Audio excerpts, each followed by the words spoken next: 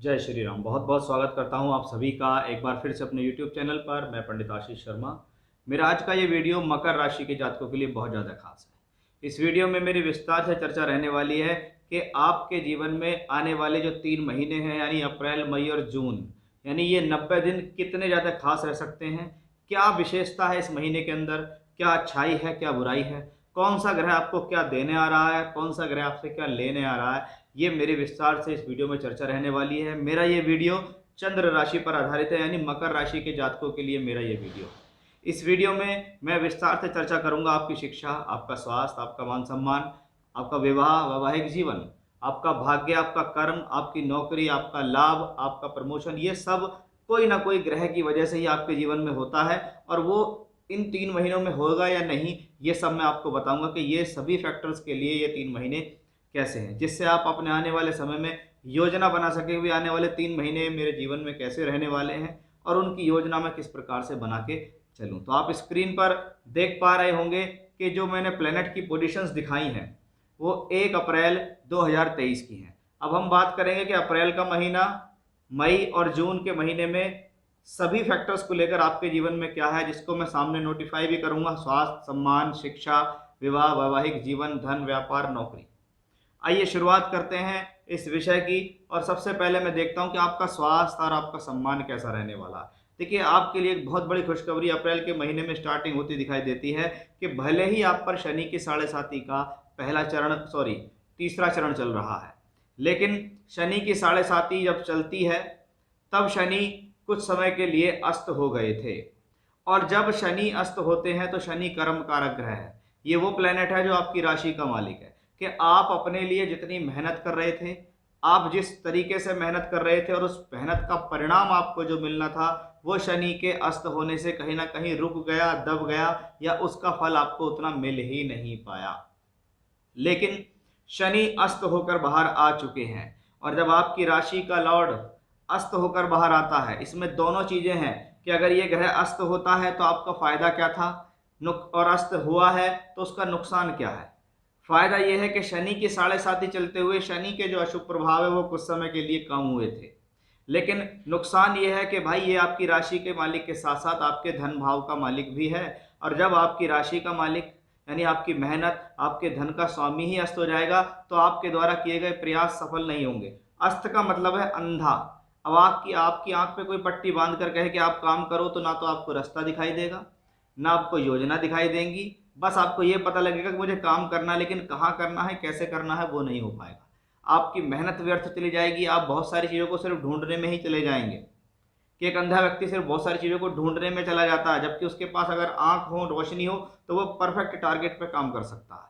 तो शनि भी इस प्रकार से काम करना शुरू कर दिए हैं। और शनि जब आपके दूसरे घर के अंदर होते हैं और सूर्य से मुक्त होते हैं, अगर इस दौरान किसी भी प्रकार से आपको मुख से संबंधित कोई परेशानी है, चेहरे से संबंधित तकलीफ हुई, आंखों से संबंधित समस्या आई, कोई बालों से संबंधित, त्वचा से संबंधित, स्किन से रिलेटेड प्रॉब्लम्स हुई हैं, वो सब यहाँ सॉल्व होगी। मान सम्मान पहले के मुकाबले अच्छा होगा और कॉन्फिडेंस लेवल आपका पहले के मुकाबले बढ़ जाएगा। यानी शनि जब यहाँ बैठेंगे तो धन भाव यानी 11th हाउस पर 10वीं दृष्टि देंगे, यानी कर्म की दृष्टि लाभ स्थान पर पड़ती दिखाई देगी।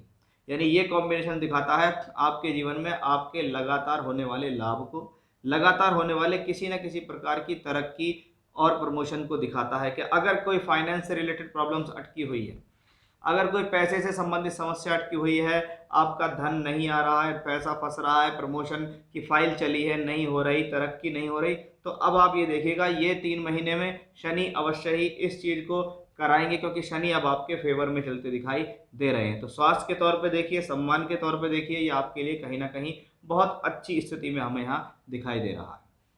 आइए अब देखते हैं कि आपके पंचम भाव यानी आपकी शिक्षा के लिए, आपकी लव लाइफ के लिए, आपकी संतान के नजरिए से ये समय कैसा है। देखिए, इन सबको कराने वाला जो ग्रह है वो शुक्र है।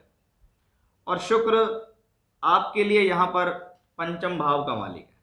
पंचम भाव से हम शिक्षा, संतान, बुद्धि, निर्णय, ये सब देखते हैं। पंचम भाव का मालिक है शुक्र। शुक्र मेष राशि में चलेंगे, अप्रैल के महीने की शुरुआत में हमें दिखाई देंगे, लेकिन उसके बाद शुक्र होंगे स्वराशि के। स्वराशि का शुक्र लगभग लगभग आप समझिएगा कि 6 अप्रैल से लेकर 2 मई तक शुक्र वृषभ राशि में रहेंगे, पंचमेश पंचम में। पांचवें का मालिक पांचवें में, यानी वो सभी लोग जो शिक्षा कर रहे हैं, वो सभी लोग जो पढ़ाई कर रहे हैं, किसी न किसी प्रकार की स्थिति में कुछ सीख रहे हैं, उनके लिए ये बहुत अच्छी स्थिति है, उनके लिए एक बहुत अच्छी अपॉर्चुनिटी है।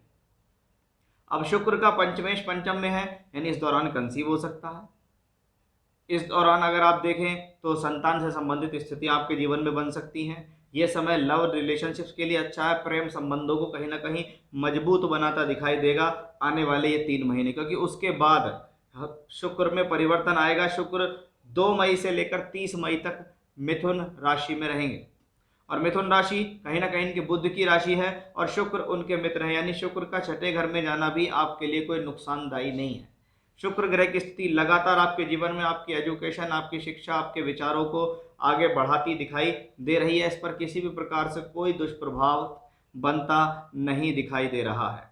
एक चीज का ध्यान रखिएगा कि वो है सूर्य। अब मैं सूर्य के बारे में बात करूं क्योंकि हम बात कर रहे हैं शिक्षा की, और 5वां घर शिक्षा का है। और सूर्य को जब हम देखें तो 15 मई से 14 जून तक सूर्य वृषभ राशि में रहेंगे।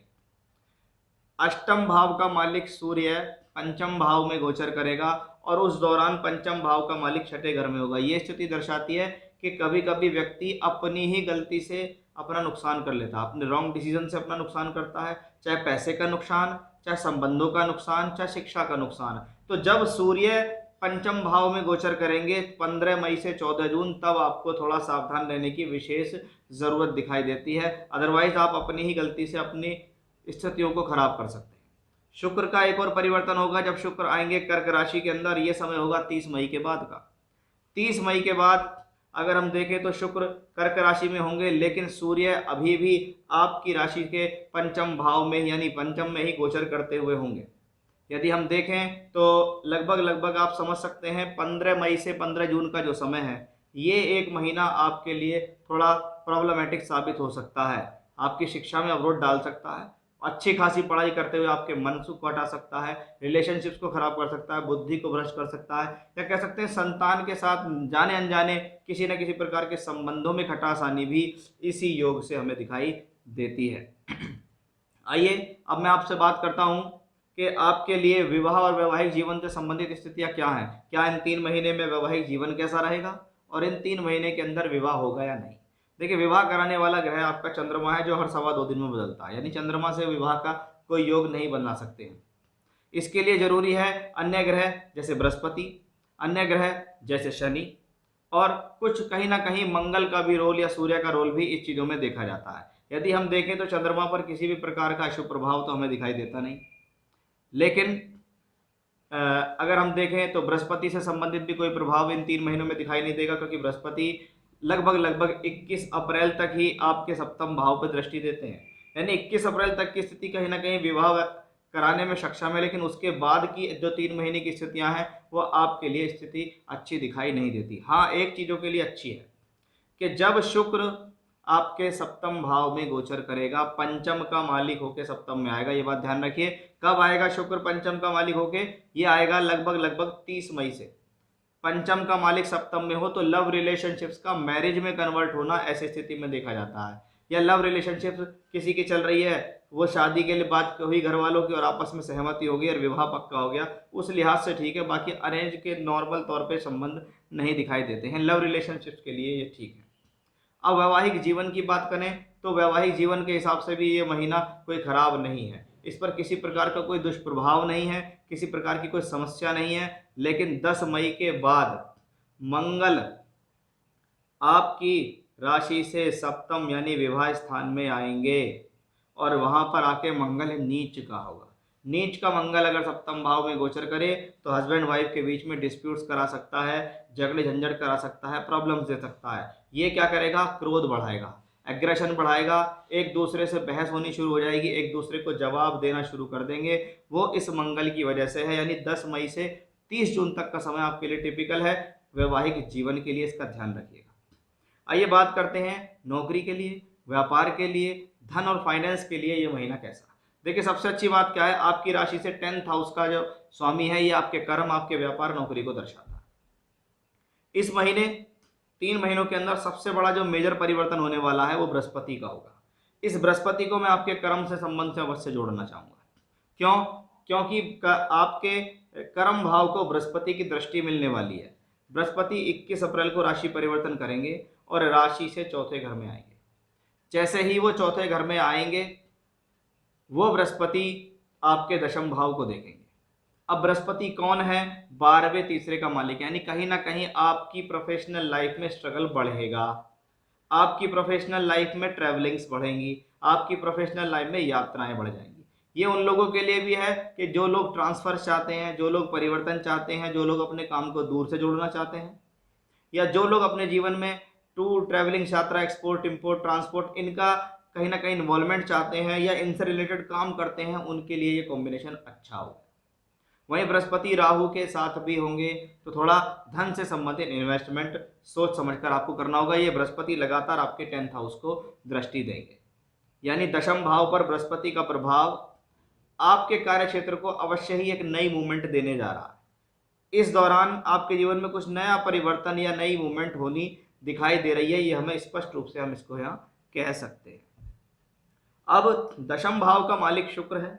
शुक्र की स्थिति बहुत अच्छी है इस दौरान, यानी वो लोग जिनके पास नौकरी नहीं है, वो लोग जो नौकरी चाहते हैं, वो लोग जो व्यापारिक तरक्की चाहते हैं, वो लोग जो फाइनेंस की स्थिति को बढ़ाना चाह रहे हैं, उनके लिए शुक्र की स्थिति अच्छी है और शनि की स्थिति अच्छी है, क्योंकि शनि फाइनेंस का कारक है। शनि दूसरे घर का मालिक है और वे दूसरे घर का मालिक शनि अस्त से बाहर निकल चुका है, अपनी राशि में मजबूत होकर बैठा है और एकादश भाव पे दृष्टि देता है। उसके साथ साथ शुक्र पंचम भाव में भी गोचर करेंगे, जैसा मैंने बताया, छठे में गोचर करेंगे, सप्तम में गोचर करेंगे। यानी शुक्र की स्थिति को यदि आप देखें तो 6 अप्रैल से लेकर लगभग जून के अंत तक शुक्र की पोजीशन बढ़िया है, यानी काम धंधे के लिए, नौकरी के लिए ये समय सुटेबल है। फाइनेंस के तौर पे ठीक है, धन की स्थितियों के लिए अच्छी मैं इसको कह सकता हूँ। और ये शुक्र ग्रह अपने आप में कहीं ना कहीं योग कारक भी है आपके लिए, जो अकेले ही आपके पंचम और दशम को संभाले हुए, यानी कहीं ना कहीं प्लेनेट की पोजीशन, कहीं ना कहीं ग्रहों की जो स्थितियां हैं, वो आपके जीवन के लिए काफ़ी बेहतर इन 3 महीने में होने वाली है। मकर राशि के जातकों के लिए ये जो 3 महीने हैं एक अच्छी और नई शुरुआत देने में सक्षम है, क्योंकि जब से शनि की 7.5 का 3rd फेज शुरू हुआ है, कहीं ना कहीं आपको खुलकर जीने का अभी भी मौका नहीं मिल पा रहा है। लेकिन हाँ, मैं कह सकता हूँ इन 3 महीने में आपके जीवन में अवश्य ही अच्छी शुरुआत होगी, जिससे आपको कुछ ना कुछ प्राप्त अवश्य हो जाएगा। तो ये था मेरा आज का विषय कि कैसे होंगे आने वाले 3 महीने अप्रैल, मई और जून 2023 मकर राशि के जातकों के लिए। फिर से इसी प्रकार की जानकारी लेकर आपके सामने हाजिर होऊंगा, तब तक के लिए बने रहिएगा मेरे साथ। जय श्री राम।